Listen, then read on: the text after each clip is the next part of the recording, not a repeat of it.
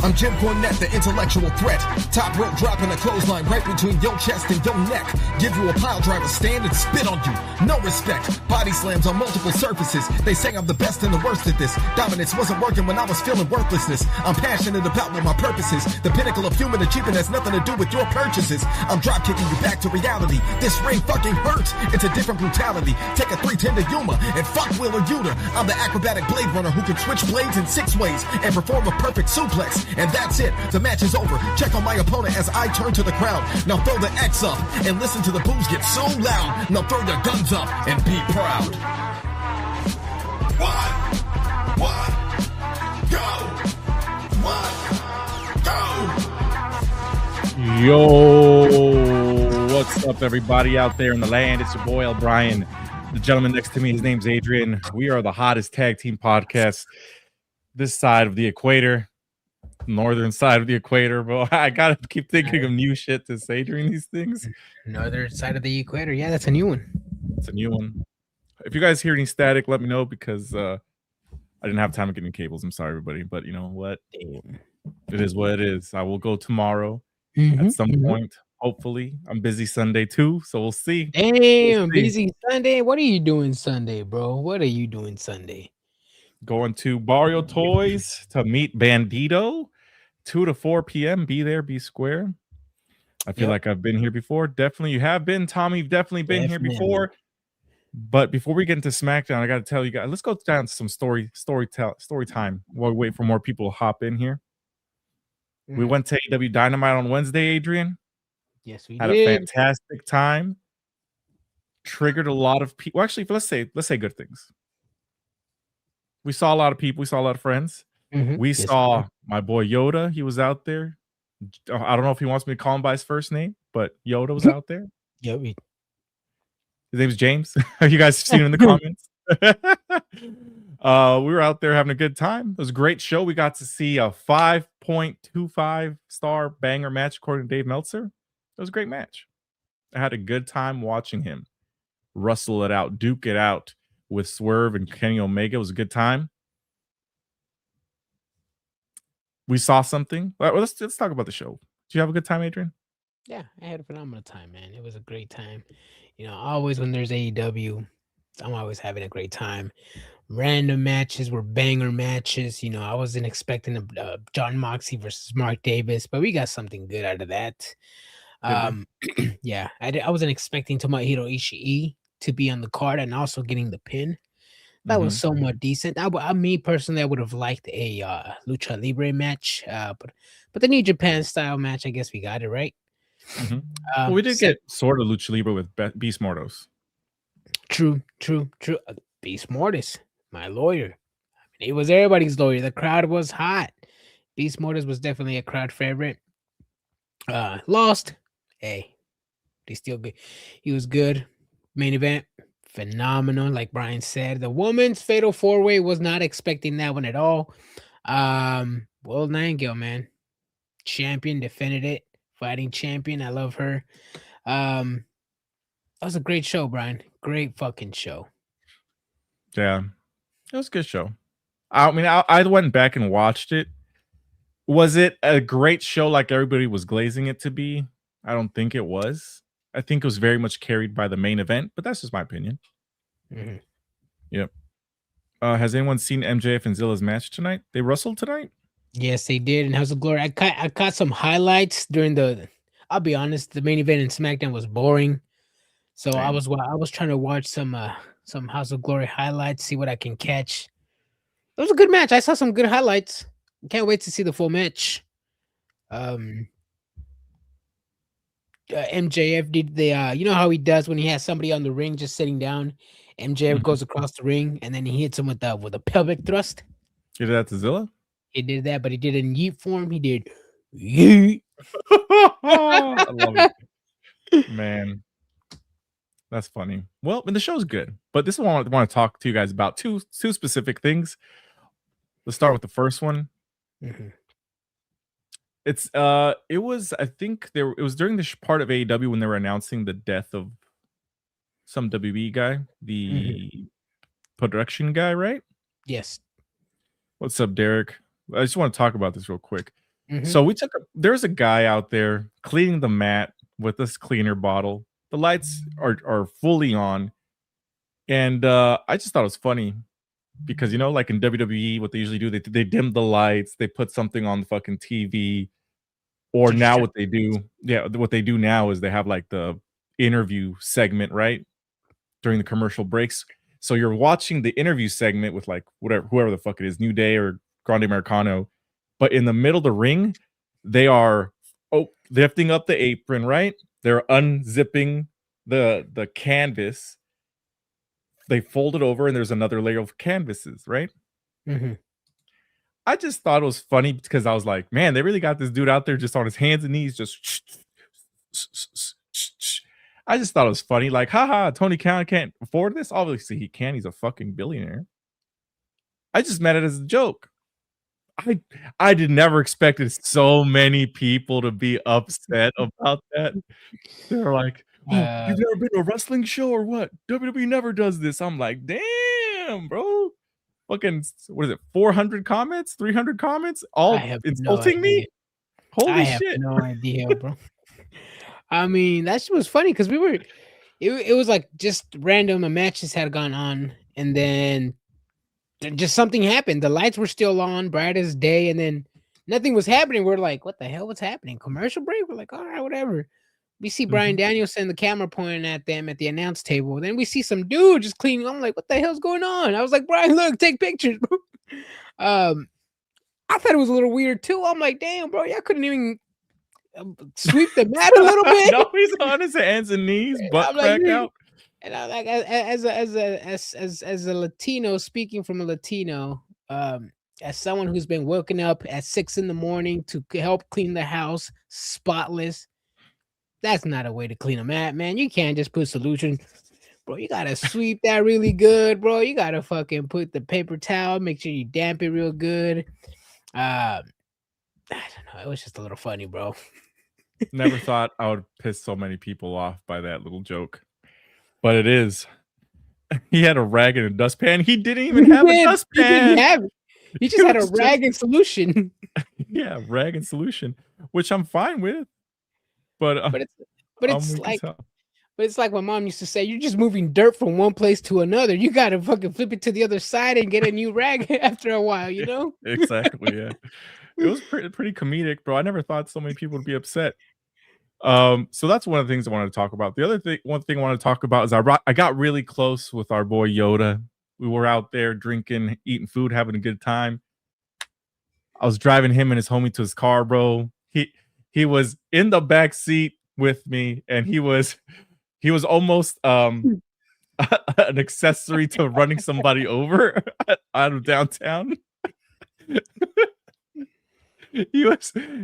I was driving, bro. This fucker came out of nowhere. I don't know if he's in here watching this, but we were driving out of the parking lot, and then I saw the people on the right, and they were walking, and they finished walking, and I'm starting to go, and then just out of nowhere, this dude just wearing all black, looking straight down, is like crossing where I'm at. And I'm like, we're kind of going, and I slam on the brakes, and he looks at me like I'm the fucking crazy one. I'm like, it's raining. It's raining, it's dark. He was wearing all black, and he was just walking straight down. He was like this. And I was like, damn, I didn't see that motherfucker come out of anywhere. Anyways, point of the story being, Yoda was almost in the car when I almost killed somebody, apparently. Yeah, Brian Walden driving like that. Damn, you just I was going 5 miles an hour, bro. This fucker came out of nowhere. You're just flooring it, fucking via SpongeBob. Floor it. Floor it. Exactly, bro. The sickos did not like that comment. They've been defending for days. Facts. They were so mad. They were so mad that other people posted, like the people stole the post, I guess, because they saw I was getting a lot of traction. Yeah, I've seen that. I don't like that when people steal our comments and stuff. At least give us the credit and say like, hey, source Triggered Wrestling or copied from Triggered or something. No, they don't give a shit.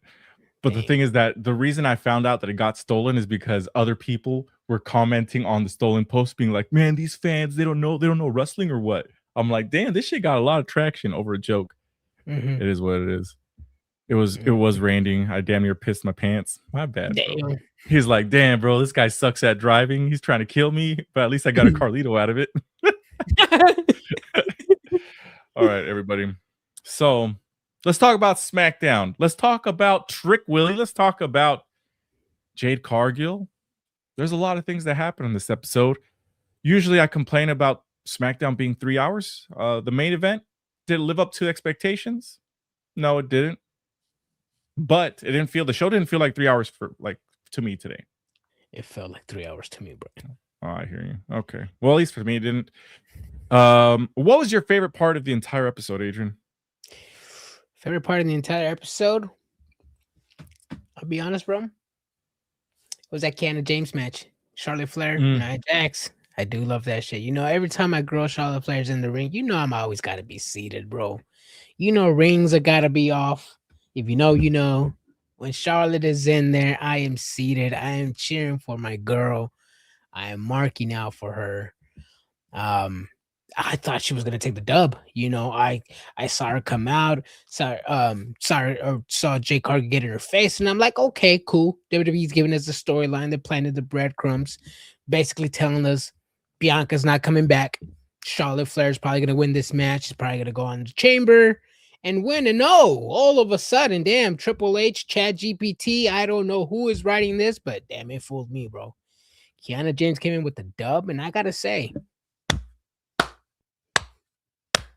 that was a great finish.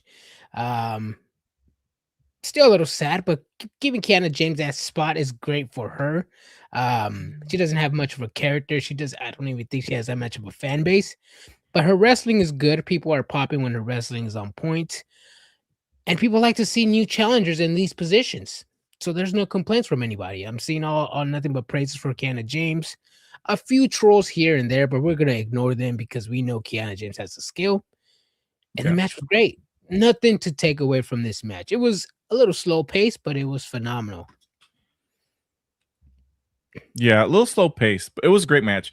They definitely tricked us because when they did the showdown with Jade Cargill with Charlotte Flair, I was just like, oh, there's no way Charlotte Flair's losing. Right? Yeah. Not only did she lose, she took the pin. Kiana James stole it from her, and they pulled a fast one. They really did, and I'm impressed. In this time and era where we don't get a lot of moments like that, we finally got a moment of surprise, and they played it well because they're like, if we do it this way, they know they're gonna think that Charlotte Flair's winning. She fucking lost, and I got to give it to Triple H. I agree. This is one of the best moments of SmackDown. To me, not the best. Obviously, you're biased to Charlotte Flair, but I'm biased to Trick Williams, and that's what I think was my favorite part. Was Trick Willie in that triple threat match with Carmelo Hayes, Damien Priest. Fantastic match. Trick Williams he's got it all, man. He's got some good moves, good wrestling moves. He's got the crowd behind him. He's only been on SmackDown, the main roster, for 2 months. Less than 2 months, yeah. Less than 2 months. He's got the crowd singing his song. I think they're static. Let me know.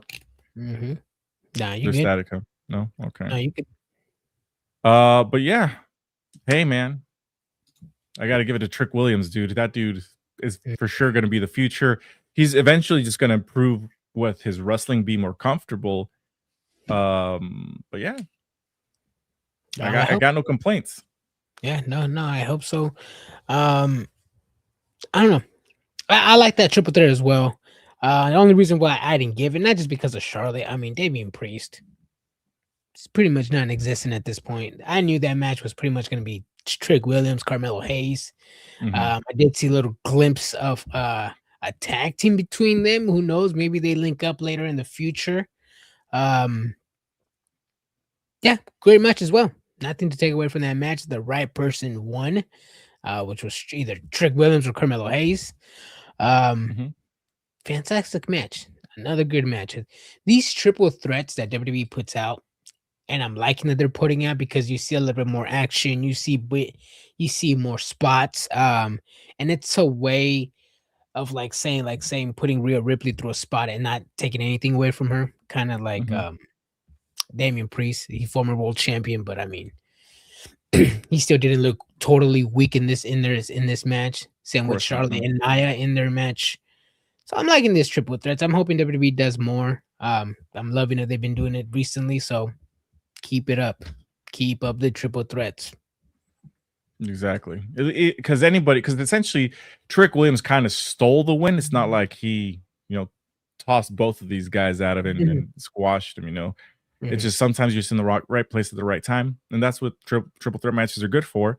And even if Carmelo Hayes and Damien Priest didn't qualify, this doesn't hurt them that they're not in the Elimination Chamber, right? We discussed about it on Monday. Just because you're in it doesn't mean you're a top guy. Just because you're not in it doesn't mean you're a top guy. It's just the number one contender qualifying match. And that's how you also build new guys, is by putting them in these new situations. I think Damien Priest has been in it before. So it's cool to see these new guys getting a shot in the Elimination Chamber. Yeah. Same, just like Derek said, very happy for Canada getting this opportunity. Tonight was a good night for building up talent. Yeah, it was a great night. And this was the perfect time to do it. Right now. Don't do it 5, 6, 7, 8, 10 months from now at Survivor Series. Elimination Chambers now. These people came up in the roster a couple months ago. Let's put them in these positions. I'm liking it. Like I said, I'm tired of these 8, 10, 12-month build-ups that lead nowhere. These little build-ups that are potentially going to show us what these two can do. I like them. Yep. See, very happy for Kana getting an opportunity. Tonight was a good night for building up talent. It really was. A lot of talent was built up. Tama Tonga built up. I forgot who he beat. I had my notes here. Let me see one moment. He beat up Ilya Dragunov, who's been ripping the whole United States title division. So Tama Tonga's getting a push. Shinsuke's pushing him to be his own man and not be a member of the MFTs. I'm down with that. I'm 110% down with Tama Tonga being his own man. But also, fuck Tama Tonga for being a spoiler ass motherfucker. Maybe I'm just a little biased, and maybe I'm just too used to the Tama Tonga I've seen in New Japan. But this new one in WWE is not the same one I'm used to in New Japan. He's slower. I don't know if it's the WWE style. He's just not the same guy. I don't know what that. It's great. I'm not saying he sucks. I'm still a fan of him. It's just that the styles are very different. It's a different person. He's gotten slower. Don't know if he's just doing it for the paycheck and he's like, I'm in WWE. So what, He's getting a push, but they do definitely have a style in WWE, Yeah. I'm just not liking it. I'm not, like I said, I'm not used to his style in WWE.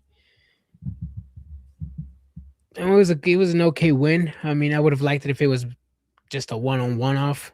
But I mean, MFTs had to get involved. And even his match with Shinsuke, man, I just wish they're better. I mean, if they're teasing a second match, I'm hoping it's better than the first one. I'll be honest, the first one wasn't it. So hopefully the second one is a lot better. Between Shinsuke and Tama's not gonna. I don't think they're gonna face each other again. Tama's trying to be his own man. So, well, they had that little interaction backstage. Yeah, but he didn't. They already had the match. Come on, you think they're gonna run it back? You think so, Ryan? You act like WWE doesn't run it back. They do run it back, but I don't think they're gonna run it back right now. At least yet. I think they're gonna lose the tag titles, and then Solo's gonna blame Tama, and then they're gonna fight each other. That's what I think. That's what I would do. But also, I mean, I'm not a head booker. They do other shit too. Yeah. Let's see here. I got my notes. We also got to see not Jade Cargill, Mitchin and B-Fab make their return against Jade Cargill. They bullied her a little bit, threatened about hitting her with a kendo stick. When I see these two women's back, I'm like, yeah, you guys need to call up Sol Ruca. You guys need to call up Blake Monroe. The main roster division on SmackDown, non-existent. But if they want to solidify Jade Cargill as a powerhouse, they need to do a 2-on-1 handicap match. Mitchin and B-Fab versus Jade Cargill, and have Jade Cargill dominate both of these women, and pretty much just solidify her spot as a fucking top woman. That way, they can shut everybody up. That's how I would do it. Just a 2-on-1 handicap. I don't know. I don't know if I would want to see a 1-on-1 Mitchin or a 1-on-1 B-Fab with Jade Cargill. That's just me. I hear you. I'm okay with seeing those matches because one of them complaints is that Jade Cargill hasn't defended her title. So seeing this happen would probably be really, really dope, I think. Personally, I would see them get some wins over these people. I think that'd be good. Let's see. This is so funny. Sami Zayn out here growing a set of balls, then apologizing. That was the craziest shit I've ever seen. He's like, let's not pretend, Cody, that you were the better man because the way you beat me. And then Cody Rhodes was just like, it was just chaos, bro. I did what I had to. And I'm like, damn. But still, Sami Zayn fucking apologized. Is this... Remember when he was like, what's his name? Not the fucking... He was like a dictator kind of character. Like the fucking... Not Hugo Chavez. What's the fucking word I'm looking for? Che Guevara? Che Guevara type character, right? Oh, when he had the hats, yeah. When he had the hat and all that stuff. He was like, everybody's against me. It's a conspiracy, blah, blah, blah, blah, blah. It looked like he was going back into that character and that gimmick. It was very strange. Very strange. Maybe it was just a callback. But maybe. I don't know, man. I don't know about this segment interaction about Cody, and it's like they're just trying to create unnecessary drama that's not there. Obviously, we know it's a triple threat. Obviously, it's all chaos. What is Cody not supposed to pin him? Was Cody not supposed to take the dub? Is Cody not supposed to take advantage when somebody's vulnerable? Pause. I mean, earlier on the show, you had Jacob Fatu talking about like if it wasn't for Drew McIntyre, you wouldn't have beat me, Cody. Drew McIntyre helped y'all, and Cody still won. Why did the writers not watch last week's episode, or am I making shit up, Brian? Well, because this shit don't make sense to me. It made sense, but even then, Jacob Fatu said his beef wasn't with Cody; it's with Drew because Drew still got involved in their match. But the Sami Zayn one, that's where I could see where it doesn't make sense because why are you gonna be upset at Cody for? Someone's got to win. Why can't it be you? It's a triple threat. Every man for themselves, just like in the Rumble, just like in the Chamber, just like in a triple threat. I mean, are we really gonna tell this story every time somebody a babyface outbeats another babyface? Especially when it was actually Drew McIntyre who tried giving Sami Zayn the win over Cody, but he failed. So yeah, so he had help and he couldn't even get the job done. That's the way I look at it. Yeah, I mean, I don't know, man. This is why sometimes I don't care about backstage segments or promos because most of the time they just talk to talk and waste time. Majority of the time, the writers don't even pay attention to their own product and they just make up random shit. And it was a really waste of time. I mean, tell me I'm a liar, bro. Tell me I'm a liar. Yeah, but you're not a liar. I mean, it's eventually it'll pay off with Sami Zayn, I think. But let's talk about wasting time, and we didn't talk about it because we were at a bar. There's a blackout over there where you're at in SoCal, bro. Damn. Oh shit. But talking about wasting time, Hook wasting time, fucking on AEW. Yeah, saying he sent away Shibata to do the international scouting and recruiting, and I'm going to do the net. That just tells me that Shibata's not going to come back for a while. Yeah, he's going to be off TV, and this guy's going to be recruiting new ops. Bro, he should just recruit the frat house. I don't know who's going to recruit, man. What did it say? The ops never lacking. They're lacking members. They're lacking a lot of things right now. Yeah. I don't know, man.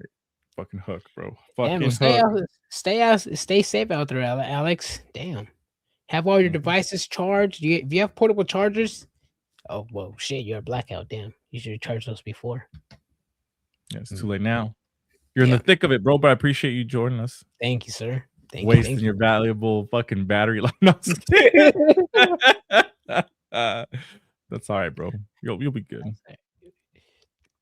Let's see. Tamatonga, Jade Cargill, Charlotte Flair, Obafemi versus Kit Wilson. I did enjoy that segment. Kit Wilson reading his poetry about Obafemi getting tossed around. I like that. That was all right. It was a cool comedic way to introduce Oba. I mean, I've seen goofy ways people are being introduced like this, where like the big heel kind of plays along with the joke and then beats on the defenseless goofy guy.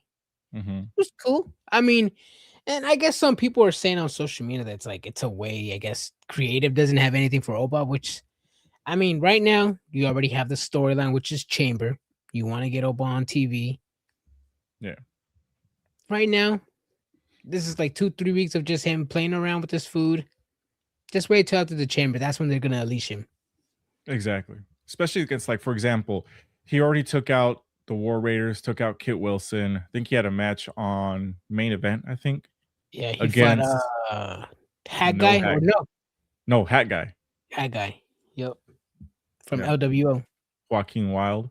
Let's see. Oh, and then the Miz is trying to recruit him. He said, "Let me show you the ropes." And he goes, "Oh, you want to show me the ropes? Okay, show me the ropes. I'll go talk to Nick Aldis." And then the Miz is all happy. He goes, "Wait a second." I did like that segment. Yeah, that was funny. He's out showing. I was like, damn.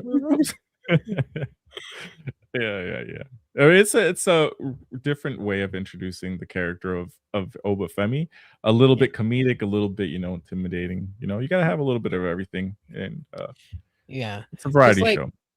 Yeah, because like I feel like once you like establish a guy like a loose cannon, like a Jacob Fatu, like you only have one way, because Jacob Fatu, you can't slow him down now. It's all gas and no brakes. You know what I mean?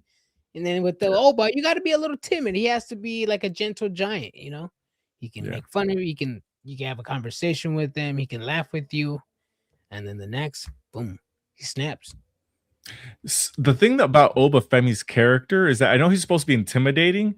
He's got the fucking weird Ginyu pose where he like puts his he's like in like a semi-squat position, legs all this way, and he goes like fucking Ginyu, like Captain Ginyu, bro. That shit cracks me up.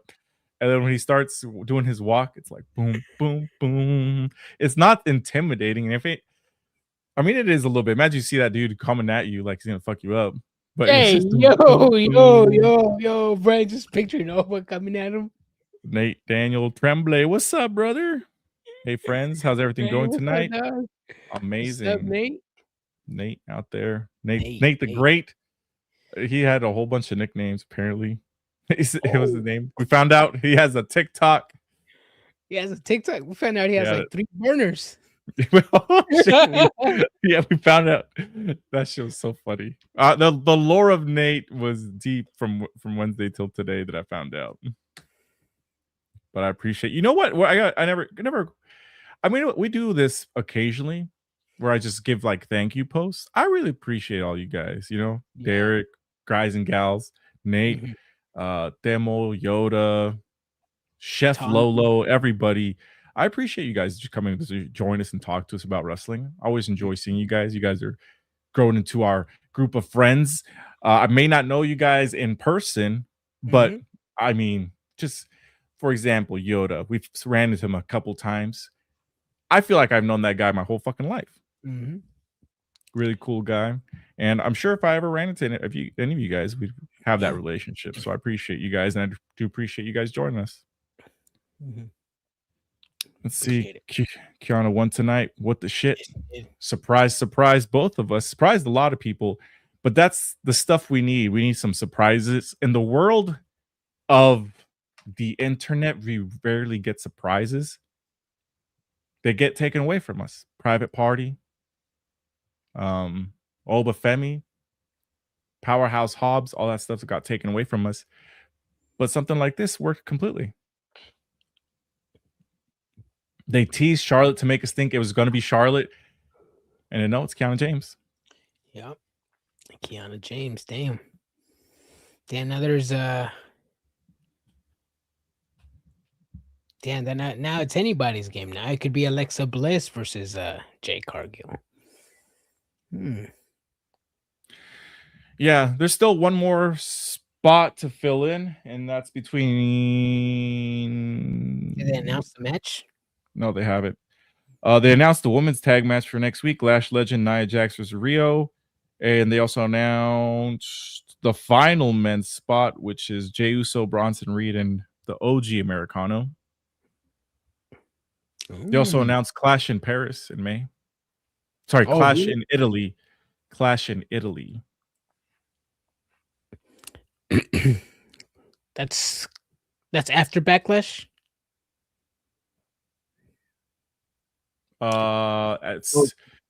No, because it's WrestleMania's April 20th, and then the next pay-per-view would be May 31st, which is Clash in Paris, Clash in Italy.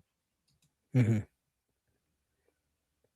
Oh, Nate, you're gonna make me cry, brother. To be quite frank, I didn't have any wrestling fan friends growing up. This is a nice play to disconnect from all the rest of the world for a while we chat. We haven't met yet being the key word, but I feel like you guys and some members of the chat are pretty cool as well. Thanks for being there is what I'm trying to say, basically. Yeah, thank you, man. Appreciate it, bro. But you gotta stop fucking blocking people, bro. You gotta stop blocking people. I'm just kidding. Nah, we joke around. It's just a running joke, dude. I don't give a shit. It you is. Block whatever the fuck you want. Real talk, bro. I appreciate you guys. I really do. Yeah. Honestly, that's what I've been doing too. Sometimes when I with everything that's going on in the world, I'm just like, man, let me talk about wrestling for a minute. Let me see who I can really talk to. If you know, just make my little anti-WWE post. I'm like, yeah, I just started talking to everybody on social media. Exactly. So it really is just trying to block out everything for a brief moment. Exactly. That's true. We need moments to talk about just wrestling to other fans. Like there's times where I really want to just fuck around and trigger people. And there's times where I just really want to talk to wrestling about people.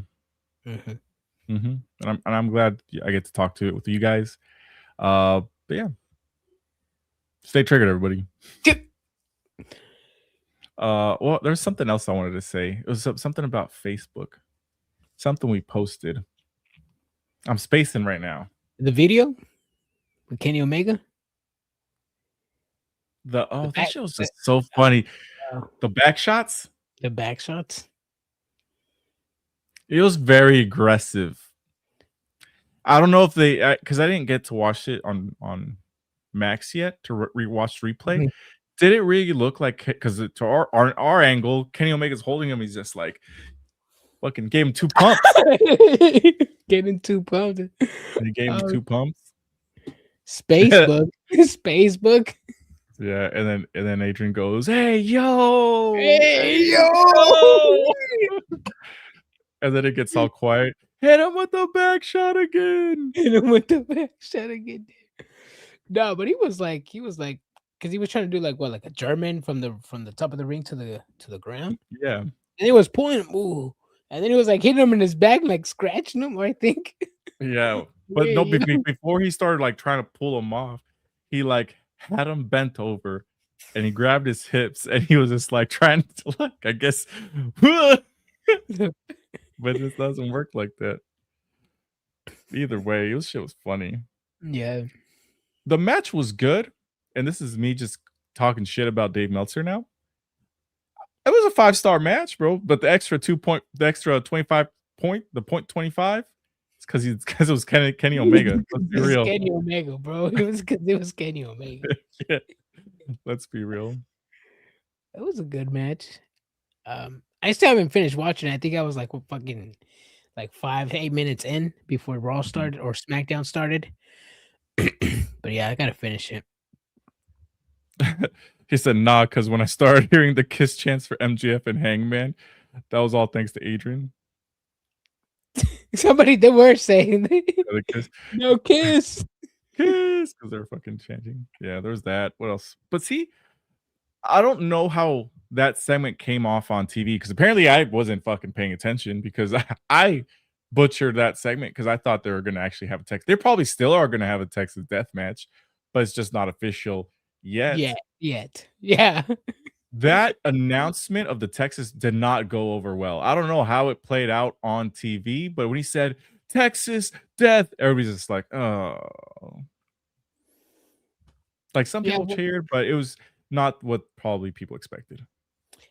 Yeah, because like I'll be honest, it did get a little too crowded or a little too loud when people were just screaming out stuff. But I did catch the very end, and when the K-Man did say, because it was the way MJF said it, he was like, it was already MJF already said that he was his final decision, and then Hangman Adam Page just went, I don't care if it's even death match. And then everybody was like, so is that the match or is not? Because MJF hasn't officially said it. And I think that's how I got it. That's how I was like, wait, what? Because that's how I received it as like, it's not official. So why are you going to say it? I'm not going to pop for that if I know MJF is not officially saying it. But yeah, it was a little awkward. I didn't even watch that segment back on TV. I went straight to the match. But I'm gonna try to watch and see what else is different. Yeah, because I don't think it showed off too well on TV. From at least from where we were sitting, was not received well from the crowd. At least our section, which is the people in front of us having such a good time, and I had to let them down so bad. They're drinking a lot. Let's just be real. They were drinking a lot. They like it was like during the, like right before the main event. And each one of these guys were double fisting, and I'm like, damn, they're gonna get fucked up. Who? So Matt, the people in front of us. Oh, the ones that were ready for collision at the end. Yeah, they're like, oh, everybody's starting to leave. He's like, no, I don't know why they're leaving. Collision's gonna be taped after this. And I was like, yo, bro, I'm sorry, there ain't no collision after this. They're filming that in Oceanside. They're like, no, for real, not even a dark match. Real? Yeah, like, yeah, bro, the lights are on. He's like, you let us down, bro. I'm sorry, bro. I'm sorry. I'm like, you guys drive safe. Actually, don't drive. Get an Uber. Yeah, they were gonzo. Bro. Yeah, they were gonzo. They were gonzo, which is another thing that I've noticed. AEW fans cheer for anything. They do. I'm not gonna lie. They fucking do. They're there to have a good time. They're not there for the enjoyment of the theater. They want to be part of the show. It was funny because, like, I'll be honest, I think that Beast Mortis match, it was just pretty much just a chant off, literally. Like, I liked it. It was a good match, but like being there, I remember some spots here and there. I just remember the chants, me chanting random shit more than the match. See, I was excited. That's my lawyer. I shouldn't have, bro. My fucking dumbass has the lawyer sign, and I forgot to bring it because he wasn't advertised for the show. So I was like, "Why am I gonna bring it?" Yeah, that's the other thing. Oh, Yoda says our section above you guys was lit too. Oh shit! There we go. Yeah. I started cracking once you showed the bathroom red light. Yeah, dude. First of all, that pure game. Let's be honest. That fucking stadium looks not that auditorium looks really good on TV.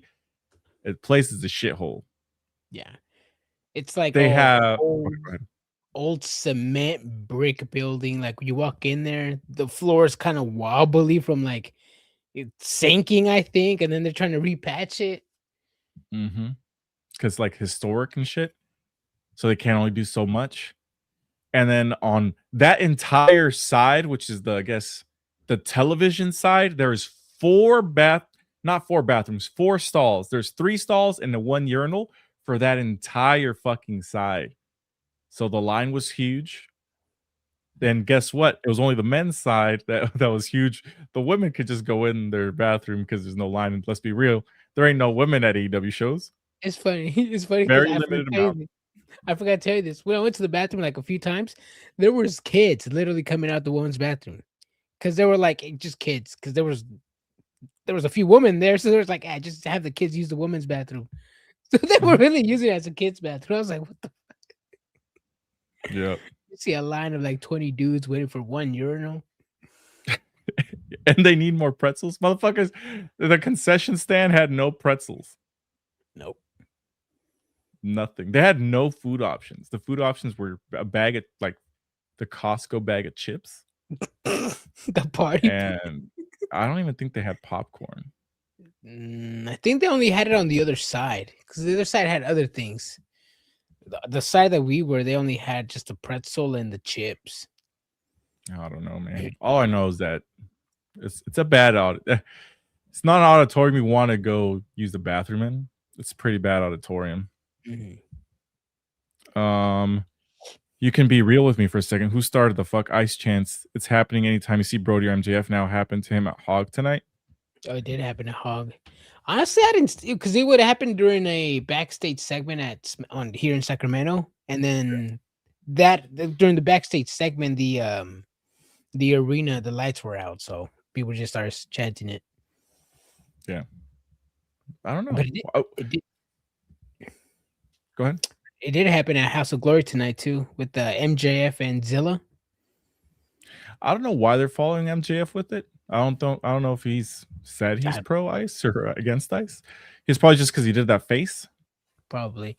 Also on the bright side on that other show too, JD from NY got booed out of that building. He came back and he basically was saying like, oh yeah, basically wanted to give a half-ass apology. People were saying shut the fuck up. They were booing him. He was like, all right, I guess. And then he was just trying to praise the fans for a high attendance at the show, and they were just booing him, and he was like, all right. Yeah. That guy found out that the internet is not a real place, and the people that like his tweets, they don't go outside. He found that out hard. He thought he was gonna get our heroes welcomed. Then he got booed out the building, bro. If I send you the clip, looks embarrassing, bro. He looks embarrassed. Yeah. I don't know. Wrestling fans are weird, especially just the internet is weird in general. I like that post that I made about the cleaning. The cleaning. I don't know if I think people just do that shit just troll to troll for trolling sakes, Some people do. Yeah. I don't know. It's very interesting and weird. I know I triggered some people with the Penta's just an entrance thing. But let's be real, bro. Just kidding. But see, I guess I understand how people can take that the wrong way. Yes, he is a great wrestler. He's capable of putting on good wrestling matches. He just doesn't need to do that in WWE. He can go out there. People don't pay to see his matches in WWE. They pay to see this Cero Miedo. They pay to see him do his little fucking dance. To see a couple of Canadian destroyers or Mexican destroyers. That's what sells tickets. I mean, the kids, they like to see him do his entrance, they like to see him do that shit, Yeah. yeah, that is true. He's just there just for the character. I mean, let's pray that Penta didn't sell the character off to WWE, because that would be bad. I don't think he did though, but no. I mean, it's WWE. He's gonna slow down his style. I mean, less injuries, the better for Penta. He's chilling. I mean, he's getting money. I mean, I would like for him to be I would like for him to have a IC title reign. But I mean, if he's not, at least he's in the picture and at least he's on TV. Sorry, I just had an idea. We discussed this on Wednesday, and I decided to actually text and ask right now. So I'm sorry. I'll tell you later. Had to do with the AAA Lucha exhibit. Does that trigger any memories? Yes. Okay. Lucha Libre exhibit and WrestleCon.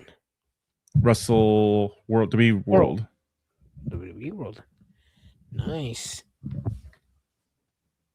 Yeah, I'm excited to see that.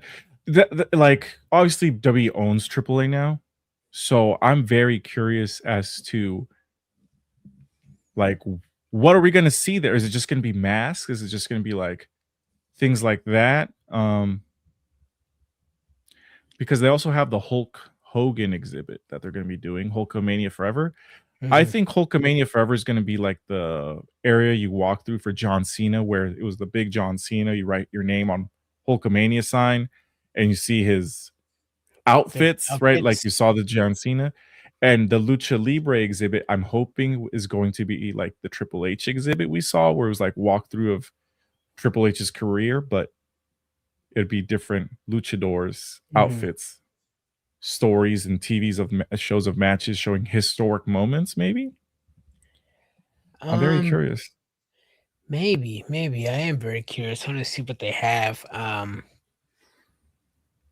mean, I am liking that WWE's putting, I guess, using catapulting lucha libre. I'm just, in a way, I'm not liking how they're using it. How they're saying like it used to be a sideshow. Now lucha libre can be seen mainstream. It's always been mainstream. It was never a sideshow. So So these little sideshow. So these little jabs that WWE's throwing and basically saying they're sunning AAA and they're sunning Lucha Libre and basically saying Lucha Libre was nothing before WWE got to them. It's disrespectful. So I'm gonna sit here and I'm like, I don't know what I'm expecting. I could sit here and expect maybe shrines to the greats luchadors. But I don't know, man.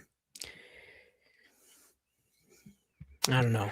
I'm just not liking what how WWE's treating the company. Well, company, like when they talk about like the product, but the product right now is great. But just when they do those video packages and basically sun AAA, that's where I'm like, I'm gonna keep it realistic. AAA, there's some of those events that look really nice, but some of those were in parking lots. Let's be real. that's AAA. That's AAA That's though. AAA. But and that's the other thing is that CMLL, for all they do, they don't leave Mexico City. No. That's like you go to that arena to see them, and that's it. They don't travel. Then that's what makes AAA better, in my opinion, because they do travel. They bring the show to you. Oh, AAA does, or CMLL does travel. Yeah, they do, Monterrey, but not Puebla. a lot. It's not the same. Yeah, they do. They do travel. Okay. They don't do all. I think all their shows are from the Estadio, the whatever Mexico arena they do, right? No, they have from Puebla, they have Monterrey, they have Ooh. other stadiums, and they have like parking lot shows like AAA does sometimes. Like televised parking lot No, shows? not Oh, televised. okay. Basically, Got like like house shows. yeah. Okay. I'm just worried about Ray Phoenix and what the fuck they're doing with the Lucha Bros since they are both healed now. Why not follow up on the return same what they both had in AAA? I'm sure they will eventually. They got the big thing going on with Dominic Mysterio and Hijo Vikingo. Don't really want to mess that up. Ray Phoenix is trying to qualify for the Rated Reyes thing right now. So there's a lot of stuff going on. Plus, they also tape their shows. So I think the shows that got taped for the next 3 episodes were taped 2 weeks ago. Ooh, Josh Alexander defended the MLP Maple Leaf Championship at CMLL tonight as well. Got lots of boos and good title defense heading into tomorrow's match with Claudio. Mm-hmm. That was gonna be a banger too with Claudio and Josh.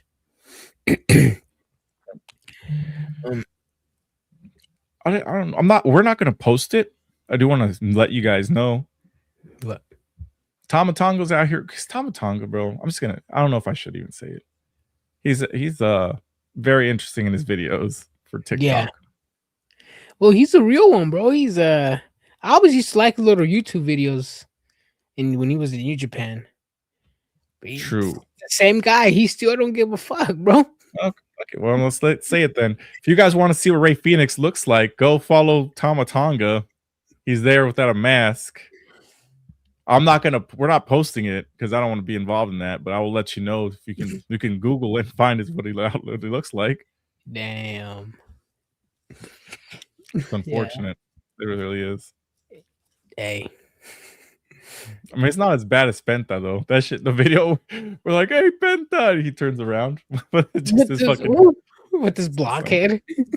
Blockhead. I'm dead. Blockhead. I was gonna say his son. He looks like a Roblox character, bro. No, he has a blockhead, bro. I'm dead. Always end up scrolling past AJ Francis playing games instead of being on TNA. AJ Francis is dope. Yeah. I'm sad I missed out on that match he had with was it Rich Swann a couple of weeks ago? On TNA. Yeah. Heard good things.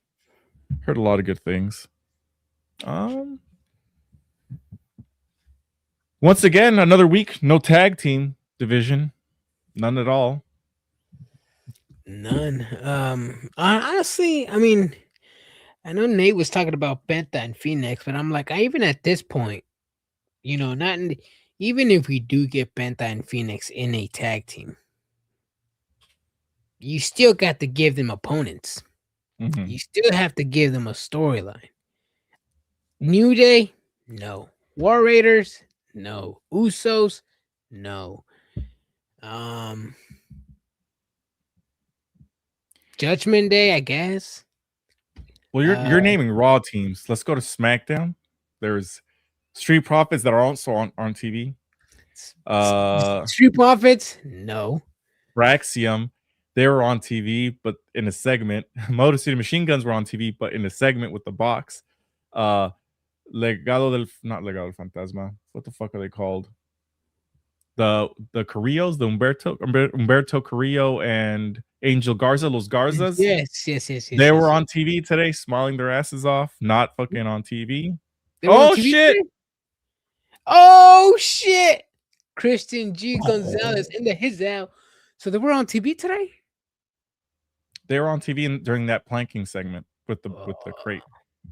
Yeah, see, this is what I'm talking about, Brian. Like, even if we do get Penta and Phoenix, I mean, the tag team division is like, you have 3 hours of TV time.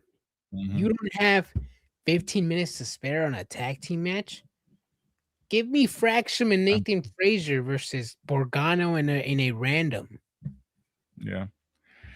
At least some sort of tag match. Instead, we have the tag team championship being held hostage. There's a challenge next week for a singles match between Uncle Howdy and Solo Sikoa. Leave your family at home match. Leave your family at home. Yeah. But these are the tag champions. Like, what the fuck? They're just holding the whole division hostage. And I said on my video when I was on the way to Sacramento Memorial Auditorium, it's just they don't even fucking have tag matches. That's the shit that pisses me off. Like, I can get just a shitty random ass like Otis and Tozawa versus the Usos. The match was fine. The match was exciting. They had no business being in the position, but at least the titles were defended. At least there was a tag match on the show. We go weeks on SmackDown with no fucking tag match. And I don't consider a 6-man tag to be a tag match because last week there was no tag match. No. And it's like, and it's like, okay, say we don't even have tag matches. What's the story? Are they even planting breadcrumbs for a storyline? I mean, even if they are with Fraxium, Borgano doesn't even have a tag team partner anymore. Motor City Machine Guns, they're not in any type of way of storyline with anybody. Nobody's rubbing shoulders with anybody. Nobody's bumping into anybody backstage. It's just a Joey Gargano planking and just a tag team arguing. I mean, like, I don't know about you, Brian. I mean, I know storylines is what get us to matches, but at this point, just give us a random match. I would rather just watch a random match, 15-minute banger, and that's it. I don't know, man. I guess backstage segments a little bit more important in the WWE. Yeah, I don't know. I'm really curious about what's in this fucking box. It's not a dick in a box. Damn it. But yeah, I'm curious. Lucha Bros versus Motor City Machine Guns, perhaps. Turn Alex and Chris Heel. See, that's the thing, dude. All the teams are fucking baby faces except for the MFTs. That is true. Mm-hmm. They're all baby faces.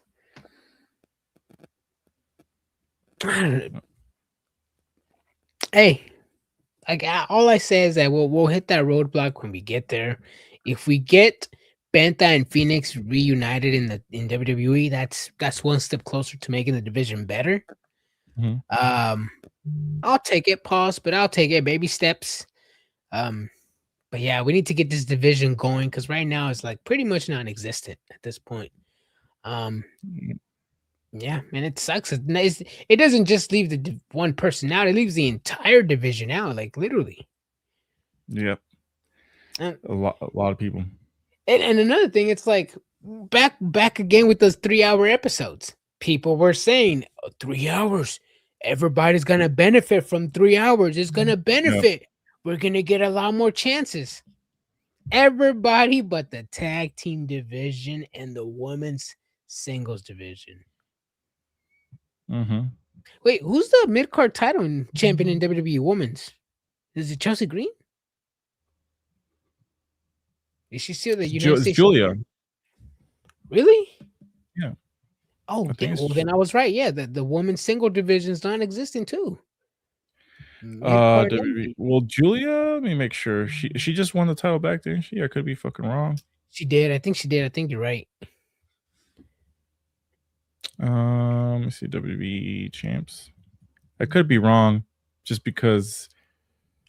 I mean, I don't fucking know why I could be wrong. I'm pretty sure I'm right though. I think it was because Chelsea Green quickly rolled her up, right? And people were like, "How did Giulia lose the title already?" And then they ran it back, and she lost, right? Oh, Backlash is May 9th. So yes, you are correct, Adrian. This pay-per-view is right after that. Mm-hmm. You're correct. You are correct. I'm taking a look at Superstars. The champ is Giulia. Yes, correct. Mm-hmm. Yeah, she won it back a couple weeks ago. Yep, I remember now. It's all come back to me. Mm-hmm. I wouldn't say that mid card. I mean, there's still they could work on the mid card. Just Chelsea Green got hurt 2 weeks ago. 3 weeks ago. Yeah.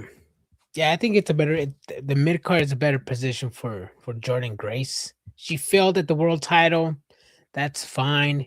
I guess they have a match next week for Candice and Jordan, I think, or at least they're gonna plan it.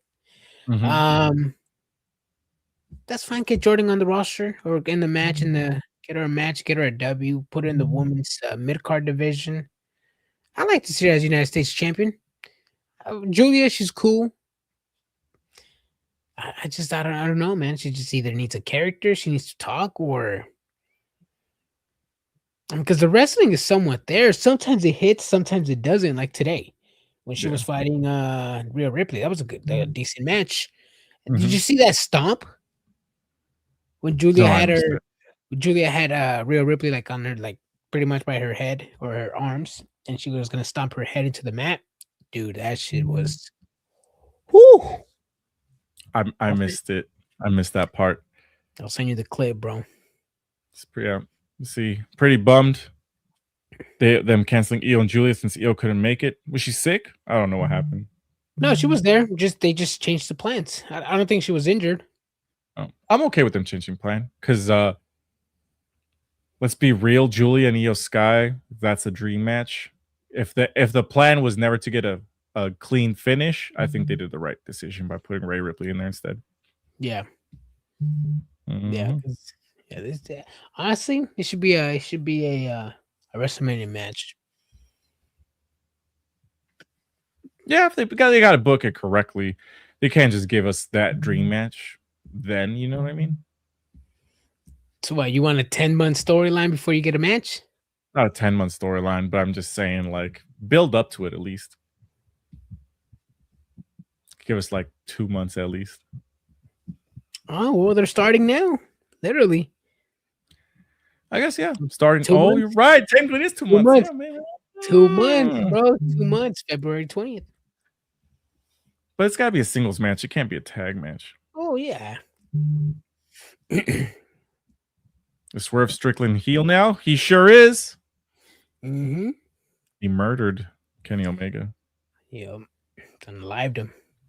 Oh, that's the thing. Well, I guess we'll talk about it later. I don't want to talk about it right now. Mm-hmm. I'm okay with Io and Giulia at Mania. Yep. Would pay hella money to see Asuka and Giulia at some point as well. Yep. Ooh, exactly. Yes, that one too. Mm-hmm. Yep. But back to now that I guess we reached stopping point about this. Swerve Strickland, I don't know how much of what we saw after was on TV because he did a whole lap around the stadium getting booed by every section, and it was pretty dope. Yeah, he beat on the babyface Kenny. Damn. Yep. Okay, I thought Kenny Omega was going to announce that he was injured. He did not. Nah. So it always didn't. So he already had prior engagements to be in Japan. I think it was for like a tournament or something. Video game tournament. Yeah, but then there was another report saying that he was fighting because technically he could still make it to Revolution, but he was going to be like a few hours off. Probably I think like 4 or 5 hours off.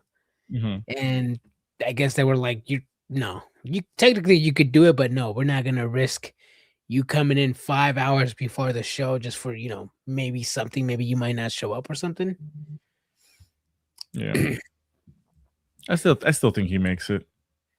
Did you watch the podcast between Cody Rhodes and Rey Mysterio? Most of it. I think I have like 20 minutes left. I got to the part where they start talking about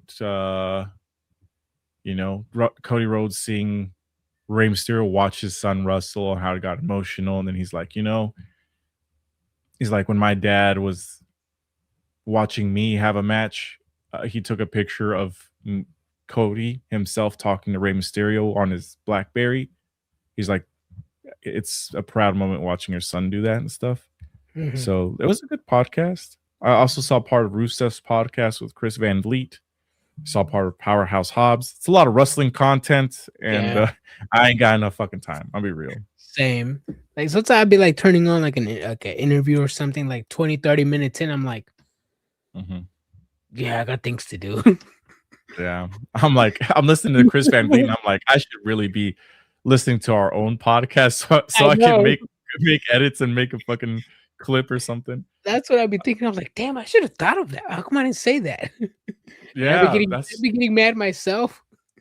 I know we're not professional podcasters for the most, and then the other thing about it is like, because we do live streams like right after the show. Sometimes I don't even I'm trying to like organize my thoughts while I'm watching the show, and then by the time I'm on the show, I'm like, oh, blah, blah, blah, blah, blah. But then tomorrow in the morning, everything hits me, and I just blur about everything I wanted to say that I forgot to say.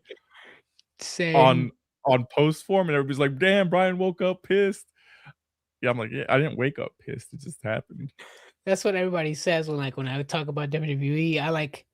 I kind of praise it sometimes. I'm like, oh, okay, something was good, but then I go back and watch it. I'm like, wait, hold on, I didn't watch that. What the hell? So then I gotta talk about it, and people are like, so Adrian's always talking shit. He likes wrestling, but then he talks about it on post form. Yeah, I'm just like, because sometimes when I'm writing notes, I'm writing notes down, and then I'm on my phone looking at Twitter or something, and then I miss like 30 seconds of a match. I'm like, oh shit, either a good part or like an interference. There was this match. I think I texted you about it afterwards. You're like, oh yeah, Rhea Ripley, Bailey. No, it was Rhea Ripley, Ivy Nile, and Lyra. And you're like, oh, it was a solid match. And then me and Yoda, I was like, solid. And I told you to go back and watch the match. And you're like, oh, this shit sucked. Yeah, that shit was sloppy. Like, I missed all these parts because I was writing notes. Yeah, no, that it's funny because the few times that I did look up, I saw Lyra, I saw Ivy Nile look good. But then when I went back to that one spot you were talking about, when I guess Rhea Ripley had Lyra, I thought it was a planned spot, but it turned out it was a botched spot. Yeah, it happens.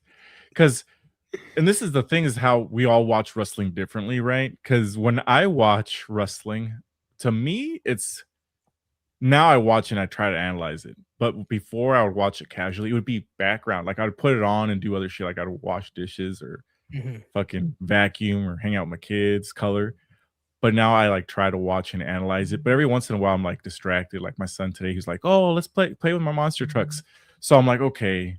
So I'm watching it on TV, and I'm like looking, but I'm playing monster trucks with them. So there's parts of the show that I miss, and I try to pay attention to the promos which is why when I'm watching AEW, it's the hardest thing because even if I wanted to enjoy the matches, I can't because I'm like in the middle of being a dad.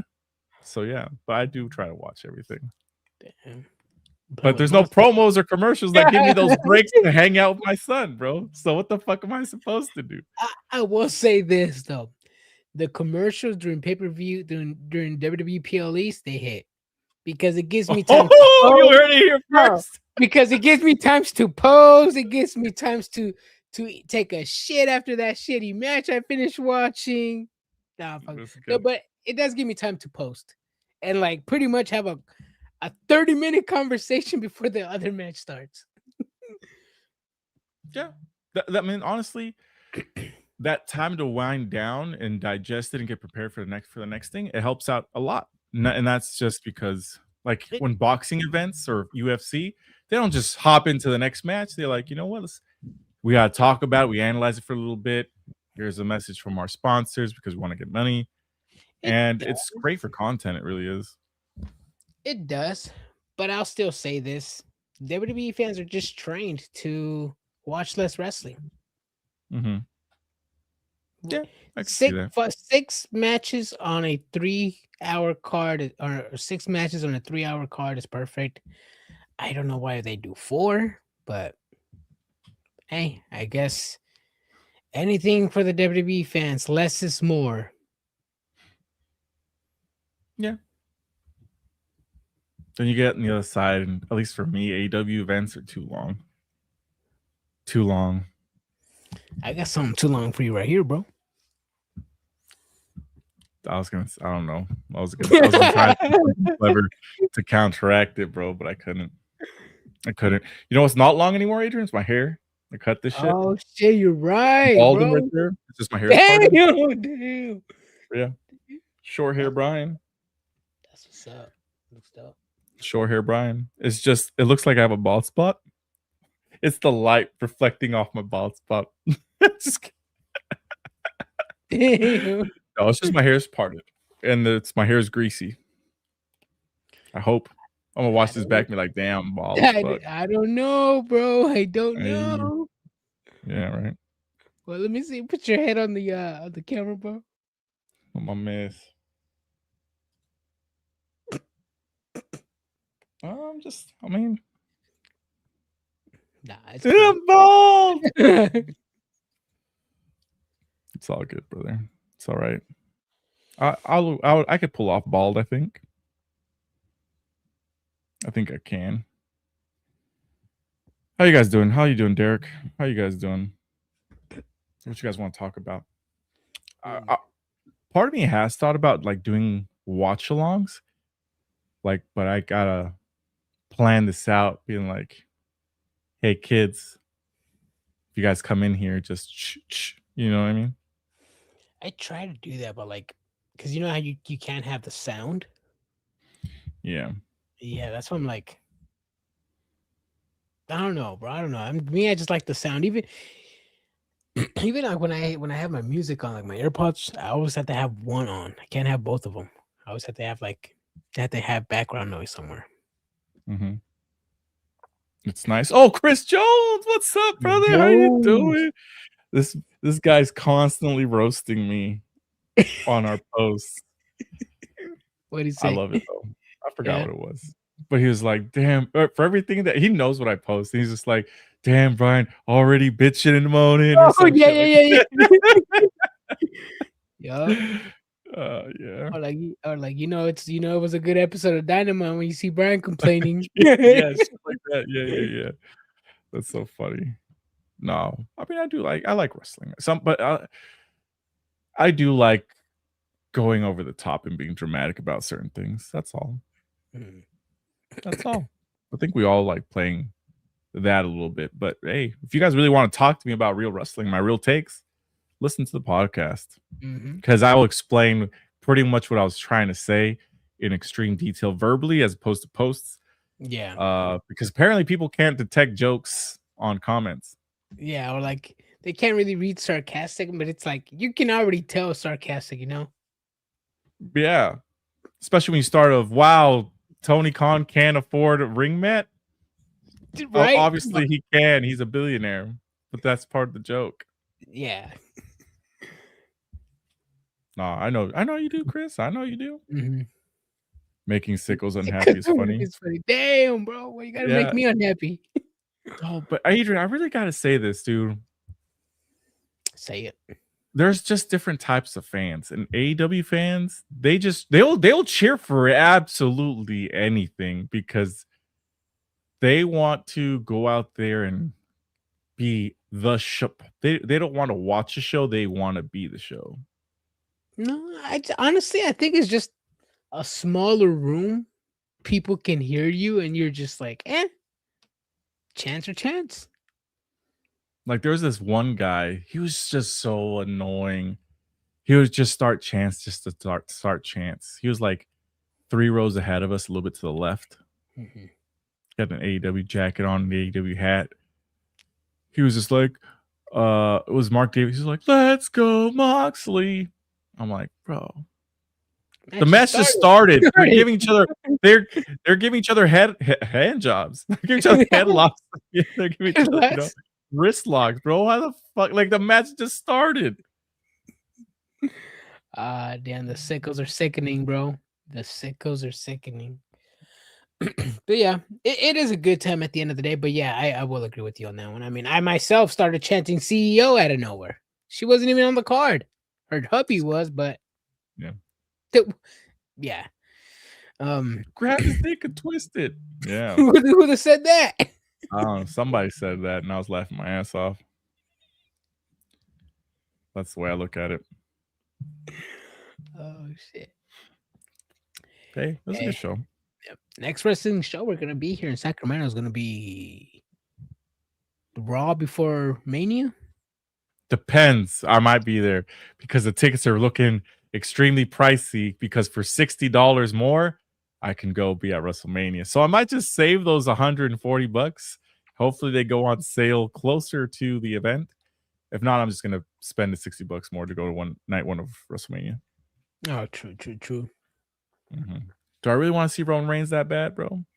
So I can go like this? Yeah, probably. For the last 20 minutes of the show? The last fucking 5 minutes of the show? Oh, 5? Damn. Yeah, 5. The ticks will lower back. They better fucking lower because I went. We'll go look right now. Let's fucking do this. Let's fucking do this.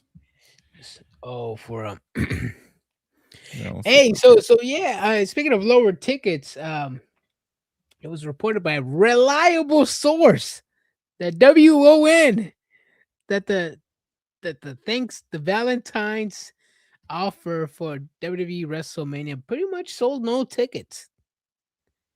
Wow. Oh, yeah. Don't listen to Dave Meltzer, bro. Stop.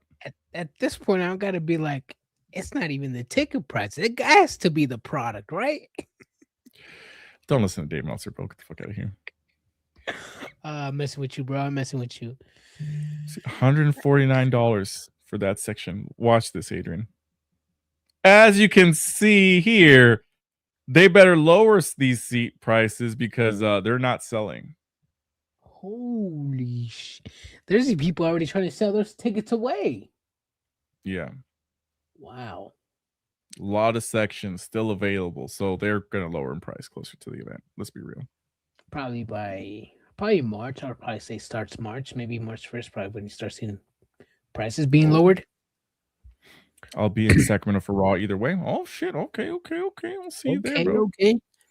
I'm going to Mania 42. Oh, shit. We're going to be there too. Are you going to be at WrestleMania or are you just going to Vegas? Are you going to go to what events are you going to try to do out there? Are you going to try to go to WrestleCon, WWE World? What are you trying to do? You trying to watch some like GCW shows, some Stardom? What are you trying to watch out there? Trying to watch Micromania. I hear they put on a good show. Yeah, it's true. Yeah. There's a lot of stuff to do in Vegas. Yes, there is. Doing SmackDown in night 1, night 2. Hey, that's a good thing. That's hella dope. Did you already buy your tickets for SmackDown? Because I last year, a buddy of ours, he said he got cheap tickets the day of SmackDown. Mm-hmm. Didn't he think he said it was like $100? I think something around there. He said they were cheap. He got him the day of. We're going to Bloodsport on Friday. Yep, we are. We already got plans that day. Or otherwise, we'd be going. Because Bloodsport is from 3 to 5:30, I think. 3 to 5:30. Yeah. I think 6. Either. Something like that. Don't even know the card, bro. But hey, we got some tickets to Bloodsport. I want to see some Jonathan Gresham, bro. The octopus put somebody in the octopus hold. Oh, also Thunder Rosa. She made her grand return to AEW. She was making comments saying that she's been. Just for everybody to know, I'm not retired. I'm still a wrestler. And then she shows up on Wednesday, so I'm glad that she's back. But this is also at the same time that Deonna Purrazzo is like, I want to be out of AEW. Yeah. No, she said that she liked the tweet, right? She liked the tweet, but she's also upset because they made her win this pure title. It's been 2 months, hasn't defended it, and no. That's bad on Tony Khan. I mean, they created the pure championship for the women's division, not really doing much with it. That's literally another fumble from Tony Khan. You know, we talk about people like like Camille, talk about like, you know, Britt Baker. Deonna is the one that she was good. She was healthy. She was probably towards the end of her prime, but she was still some sort of on her prime, I guess. And then just Deonna Purrazzo is one thing. To me, it's Athena. To me, Athena is criminally underused in AEW because she's not in AEW. She's in Ring of Honor. Even if she was featured a little bit more on Collision, I would be okay with that. But she's not even featured on Collision like that.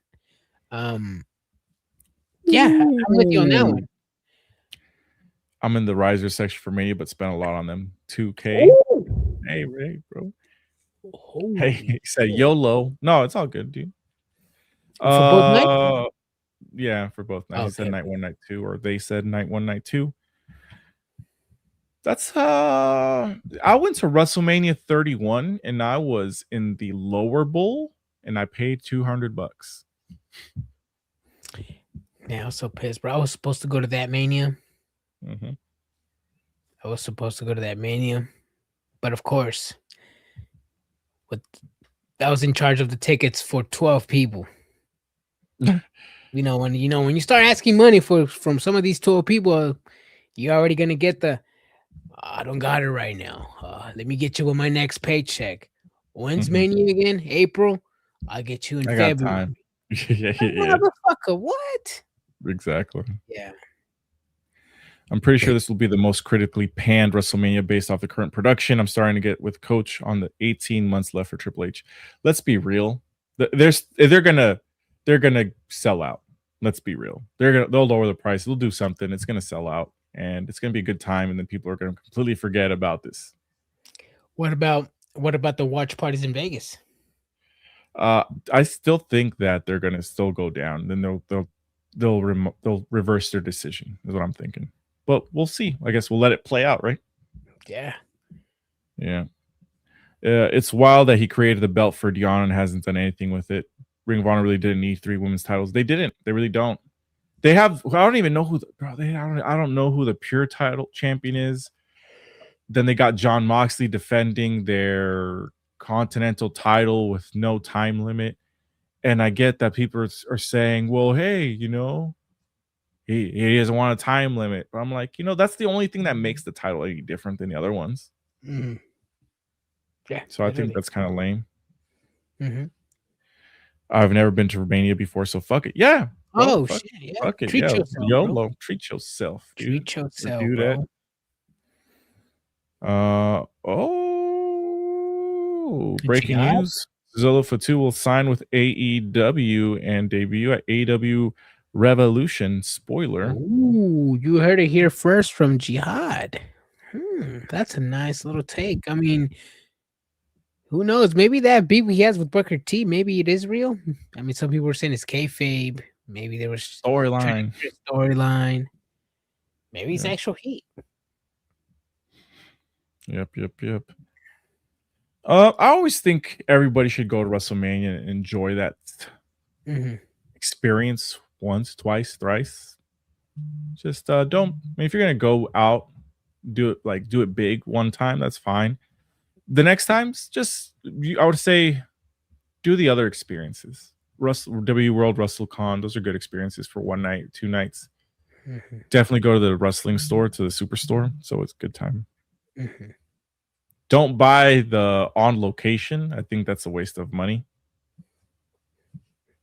The what for the VIP thing? Oh yeah. It's Zilla. So Zilla went off on Brett Lauderdale. I think that's legit. And then he went off on Booker T. I think that's legit. I do think he's going to AEW though, especially because he's doing this thing with MJF. But that's the thing, is that WWE wouldn't put up with the bullshit he's doing.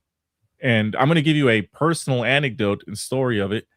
We were at WrestleCon. He showed up late to WrestleCon because he was supposed to be there for 4 hours and only showed up for like 2, I think. He showed up to his booth with like 20 people deep.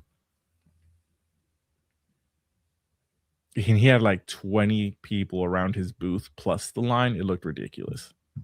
Yeah, and it was just mainly his entourage. I mean, it was probably a few family here and there, but then after, you could tell it was just a few people were just friends, maybe friends of friends. And it was like, bro, your friends there's more people in your entourage than there's in your line. It's pretty funny. It's pretty bad. I missed Hog because my ass fell asleep. I hope the Zilla and MJF match was great. Well, what did you say? You saw a clip of the yeet nut thing that MJF does, but instead of just doing the thrust, he did the yeet. He did the yeet, yeah. I'm weak. Any predictions for the Chamber? I want Raquel to win, challenge Steph, make a triple threat at Mania, make it sense story wise. I think I need to see who's going to be the other final challenger. Because I think go ahead. Because I think once a Rumble winner picks a champion, that champion is pretty much out, right? Like for WrestleMania, like so we can't do like a triple threat. Okay. Yes, from what I understand. There's a lot of stuff that could happen between now and then. We do a prediction challenge. So next week we'll do one on Wednesday for the pay-per-view on Saturday. Whatever the 28th is. They said Zilla has a bad crowd around him though. Well, I mean, if the crowd around him is the people that I saw, I'm not going to say they were bad, but they didn't look like the nicest group of people out there. Let's be real. They look like Jacob Fatu. I mean that, or maybe I was intimidated. You clenched up to your purse. You're like, it's my purse. I went to the other side of the street and started walking. Damn. Didn't want to get jumped just for looking at him the wrong way, you know? Damn. But I don't know. He probably... There's certain times where he gives like an interview and he's like, oh, he's just a normal dude. But then there's other times where you're like, you watch him, it's like, is this really how he is? Or is he playing a character? So it's kind of hard. It's hard to determine what's going on. But I will say this, he hasn't had a lot of matches. No. So if AEW wants to pull the trigger on him, go ahead. Yeah, I mean, even if he does go to AEW, the roster's stacked. Yeah, he brings a name, but I mean, he would have to literally start Ring of Honor. Don't know if that's actually going to be a thing. Probably Tony Khan might even just put him on Dynamite just because of the name. But I mean, he's still young. He has a few more years to develop and to get his skills up. I'm sure he can do. He can reach probably WWE in like 2028 or something when he matures. I think it would be a new world champion in 15 years, right? That's one of my favorite comments that Ricochet says. That was Ricochet, right? Where he was just like, oh, yeah, Javon Evans, he'll be world champion in 15 years. No, I think it was Mark Henry. Oh, yeah, Mark Henry. That's what it is. I'm dead. Well, Adrian, any final thoughts? Nah, man, I'm excited for this chamber match. Like a lot of people were saying, we're seeing new challengers, new people, fresh blood in these positions. I'm liking it as a wrestling fan. I'm seeing some breadcrumbs being spread around for some other storylines. Dynamite banger like always. Raw, good show. This episode of Friday Night Smackdown, a lot better than the last 5 weeks. So this one, I give it a solid 9 out of 10, bro. It was a good watch. Show. Damn, bro. I was gonna give it an 8. All right, 8. Okay. Well, because they had some good matches. The segments outside of that tag team segment and the main event, I was watching it. Okay. Well, I'll give it an 8. Holy shit. Adrian turning a new leaf. Okay. Well, everybody, we'll be back Monday for Monday Night Raw. Discuss everything we see then. Till then, stay triggered. Give us a follow, like on YouTube, Facebook, Twitch, everywhere. Stay triggered. Deuces.